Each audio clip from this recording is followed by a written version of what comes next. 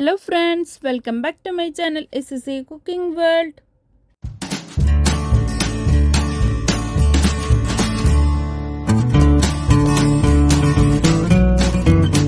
ഇന്ന് ഞാൻ നിങ്ങളുടെ മുമ്പിൽ വന്നിട്ടുള്ളത് നല്ല പെർഫെക്റ്റ് ആയിട്ട് എങ്ങനെ ഉണ്ണിയപ്പം ഉണ്ടാക്കാന്നുള്ള റെസിപ്പിയുമായിട്ടാണ് കേട്ടോ. റെസിപ്പിയിലിട്ട് കിടക്കുന്നതിന് മുമ്പായി നമ്മളുടെ ഈ ചാനൽ ഇതുവരെ സബ്സ്ക്രൈബ് ചെയ്യാതെയാണ് ഏതെങ്കിലും കൂട്ടുകാർ എവിടെയെങ്കിലും കണ്ടുകൊണ്ടിരിക്കുന്നുണ്ടെങ്കിൽ ഒന്ന് പോയി സബ്സ്ക്രൈബ് ചെയ്യാനും കൂടെയുള്ള ആ കുഞ്ഞു ബെൽ ബട്ടൺ ഒന്ന് പ്രസ് ചെയ്ത് സപ്പോർട്ട് ചെയ്യാനും മറക്കല്ലേ. എന്നാലേ ഞാനിടുന്ന പുതിയ പുതിയ വീഡിയോസിൻ്റെ നോട്ടിഫിക്കേഷൻ നിങ്ങളിലെത്തുകയുള്ളൂ. നിങ്ങൾക്കത് അപ്പോഴപ്പോൾ തന്നെ കാണാനും പറ്റത്തുള്ളൂ. ഇത് ഞാൻ തയ്യാറാക്കുന്നുള്ളത് പച്ചരി വെച്ചിട്ട് തന്നെയാണ് കേട്ടോ. ട്രഡീഷണൽ മെത്തേഡിലാണ് ഇത് റെഡിയാക്കുന്നുള്ളത്. അപ്പോൾ ഉണ്ണിയപ്പം റെഡിയായില്ലെന്ന് പറഞ്ഞിട്ട് ഇനി ആരും വിഷമിക്കണ്ട, ഇങ്ങനെ ചെയ്തോളൂ. ഇത് ഉണ്ടാക്കാൻ വേണ്ടിയിട്ട് 3 അച്ച് ശർക്കരയാണ് ഞാൻ എടുത്തിട്ടുള്ളത്. 2 കപ്പ് പച്ചരി ഒരു 3-4 മണിക്കൂർ വെള്ളത്തിൽ കുതിർത്തി വെച്ചിട്ടുണ്ട്. ഇതൊരു 1/2 കപ്പ് വെള്ളം ഒഴിച്ചിട്ടാണ് ഇതിൻ്റെ ശർക്കര പാനി ആക്കി എടുക്കുന്നുള്ളത്. അപ്പോൾ ഈ ശർക്കര പാനിയാക്കി എടുത്തതിന് ശേഷം അത് അവിടെ കുറച്ച് തണുത്താൽ മതി കേട്ടോ. മിക്സിയിൽ അരച്ചെടുക്കാൻ പാകത്തിന് എൻ്റെ മിക്സിയുടെ ജാറിലേക്ക് ഈ അരിനെ ഞാൻ 2 പ്രാവശ്യമായിട്ടാണ് അരച്ചെടുക്കുന്നുള്ളത്. ഇതിലേക്ക് 1 കപ്പ് ചോറ് വേണം. അതിൽ 1/2 കപ്പ് ചോറ് ഇപ്പം ഞാൻ ഇട്ട് കൊടുക്കുന്നുണ്ട്. ബാക്കി പിന്നീട് ഒരു ഫുള്ളായിട്ടുള്ള നേന്ത്രപ്പഴമാണ് ഇട്ട് കൊടുക്കുന്നുള്ളത്. അതിൽ പകുതി ഇപ്പോൾ ചേർത്ത് കൊടുത്തിട്ടുണ്ട്. ഇത് 1/2 കപ്പ് മൈദ വേണം. അതിൽ 1/4 കപ്പ് ഇപ്പോൾ ചേർത്ത് കൊടുത്തിട്ടുണ്ട്. ഇത് ചെറിയ ജീരകയിലെ കുമിൻ സീഡ് അതാണ് ഇട്ട് കൊടുത്തിട്ടുള്ളത്. 1/4 ടീസ്പൂണ്. ഇത് ചകിരിപ്പാനിയാണ്, അതിലേക്ക് ഒഴിച്ചു കൊടുക്കുന്നുണ്ട്. വേറെ വെള്ളത്തിൻ്റെ ഒന്നും ആവശ്യമില്ല.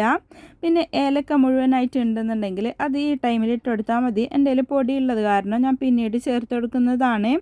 എന്നിട്ട് നമുക്ക് നല്ല പോലെ നൈസായിട്ട് അരച്ചെടുക്കണ്ട, ഒരു തരിത്തരിപ്പോട് കൂടിയിട്ട് വേണം നമുക്കിതിനെ അരച്ചെടുക്കാൻ വേണ്ടിയിട്ട്. കട്ടിയോട് കൂടിയിട്ട് വേണം അരക്കുമ്പോൾ. അരക്കുന്ന ടൈമിൽ ഒരു നുള്ളു മഞ്ഞൾപ്പൊടി കൂടി ഇട്ട് കൊടുക്കണം. അപ്പോൾ ഈ ഉണ്ണിപ്പത്തിന് നല്ല കളർ വരാൻ അത് സഹായിക്കും.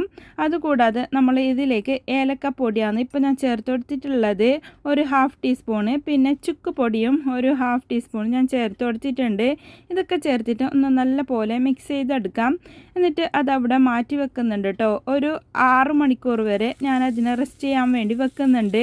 അതിന് ശേഷമാണ് ഞാൻ ഇതിലേക്ക് ഗീ ചേർത്ത് കൊടുത്തിട്ട് തേങ്ങാക്കൊത്തിനെ ഒന്ന് വറുത്തെടുക്കുന്നുള്ളത്. ഇത് തേങ്ങക്കൊത്തില്ലെങ്കിൽ ഇപ്പോൾ കൊപ്പര നമ്മളെ കയ്യിലുണ്ടെങ്കിൽ അതിനെ വറുത്തിട്ട് ഒന്ന് നെയ്യിൽ വറുത്തിട്ട് ഇട്ട് കൊടുത്താലും മതി.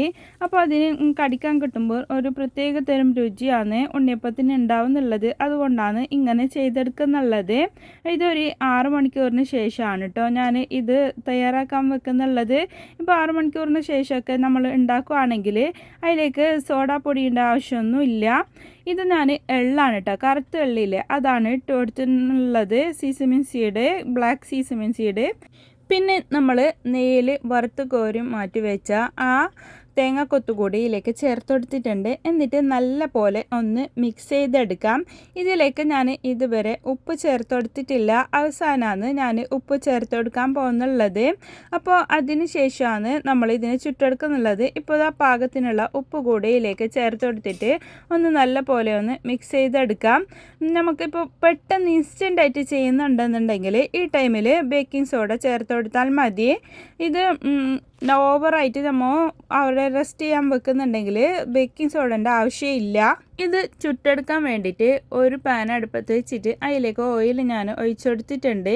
ഇത് എളുപ്പത്തിൽ ഒഴിച്ചെടുക്കാൻ വേണ്ടിയിട്ടാണ് ഒരു കുഞ്ഞി കപ്പിലേക്ക് ഞാൻ ഒഴിച്ചെടുക്കുന്നുള്ളത്. എന്നിട്ട് ഈ ഓയിൽ ചൂടായതിന് ശേഷം നമ്മൾക്ക് ഇതിലേക്ക് ഇത് ഒരു 1/4 പാകത്തിനായിട്ട് ഒഴിച്ചെടുക്കാം. മുഴുവനായിട്ട് ഒഴിച്ചെടുക്കരുത്, അപ്പോൾ അത് നമ്മൾ തിരിച്ചിടുന്ന ടൈമിൽ അതിങ്ങനെ പൊട്ടിപ്പോവാനുള്ള സാധ്യത ഉണ്ട്. അപ്പോൾ 1/4 ഭാഗമായിട്ട് നമ്മൾ ഇത് ഒഴിച്ചെടുക്കാം.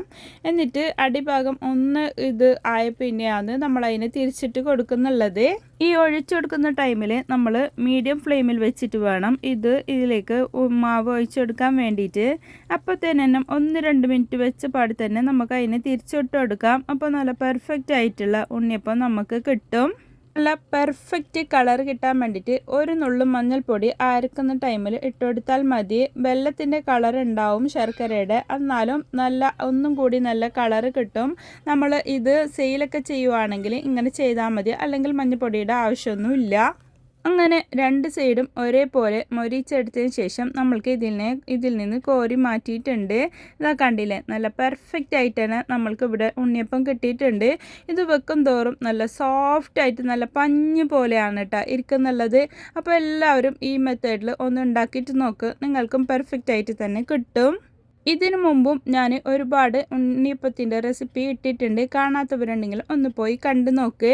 ഇതിൻ്റെ മെഷർമെൻറ്റൊക്കെ ഞാൻ ഡിസ്ക്രിപ്ഷൻ ബോക്സിൽ കൊടുക്കാം. എൻ്റെ ഈ റെസിപ്പി നിങ്ങൾക്ക് എല്ലാവർക്കും ഇഷ്ടപ്പെട്ടെന്ന് ഞാൻ വിചാരിക്കുന്നു. ഇഷ്ടപ്പെട്ടാൽ നിങ്ങളുടെ ഫ്രണ്ട്സ് ആൻഡ് ഫാമിലിക്ക് ഒന്ന് ഷെയർ ചെയ്ത് കൊടുക്കാനും ലൈക്ക് ചെയ്യാനും കമൻറ്റ് ചെയ്യാനും മറക്കല്ലേ. ഇനിയും ഒരുപാട് പുതിയ പുതിയ വീഡിയോസുമായി വരുന്നത് വരെ എല്ലാവർക്കും bye bye. Thanks for watching.